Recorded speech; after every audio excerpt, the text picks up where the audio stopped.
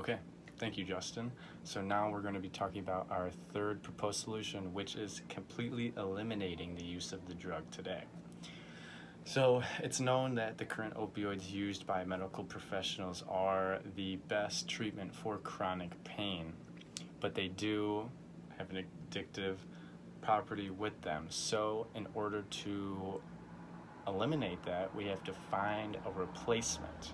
Now, this replacement needs to work the same, just as effectively, if not more, but also needs to not trigger the reward system in our brain, which the current opioids do, leaving the addictive property.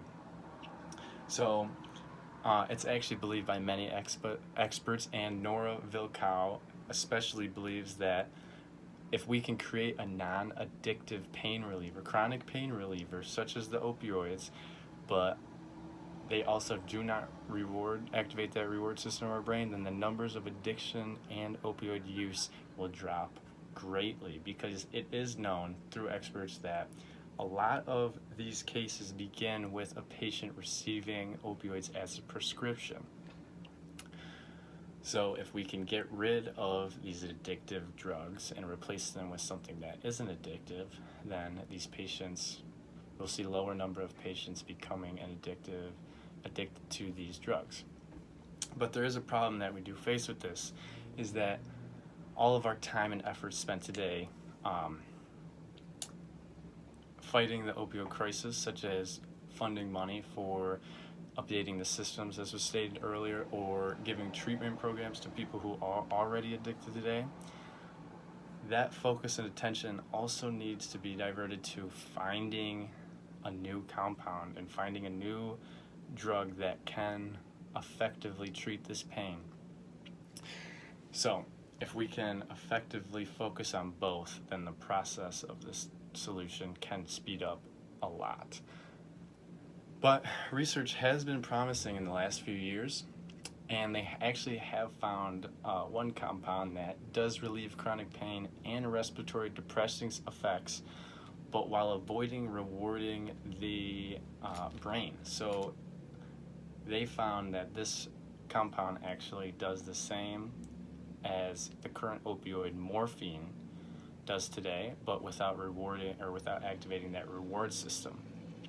So as of last year, Eric Solon states that there is a new opioid compound that was created and tested and is showing very promising results in the race to find a replacement.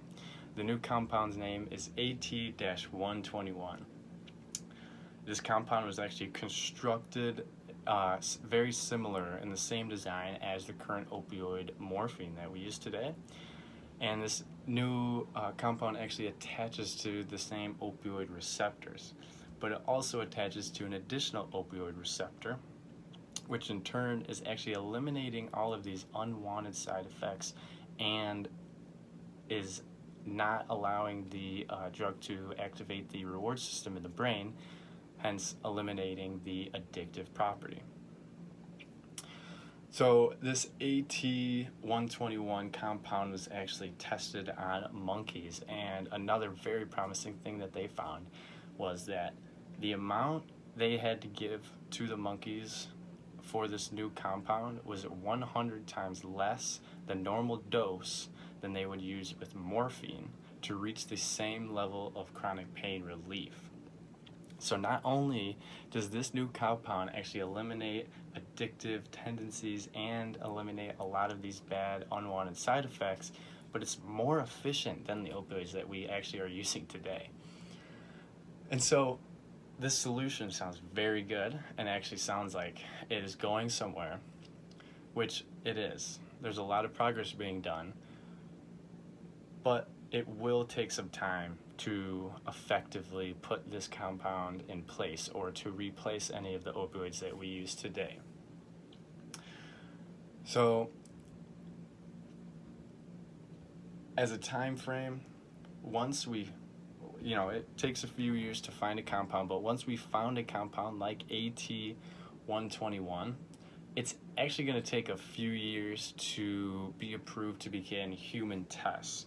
And after those few years go by and the human tests and trials are done and it is approved, it actually is going to take even more time to gain FDA approval to start giving it to patients as a treatment.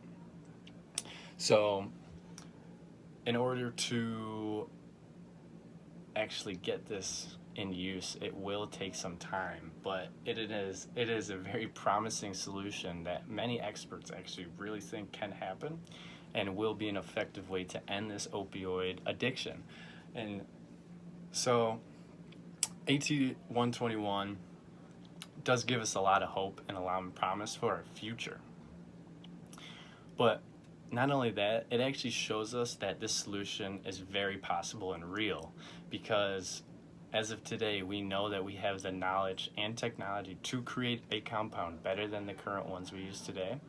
So through trial and error and continuous research, it is believed that we definitely will find a new compound to replace the current ones we use today.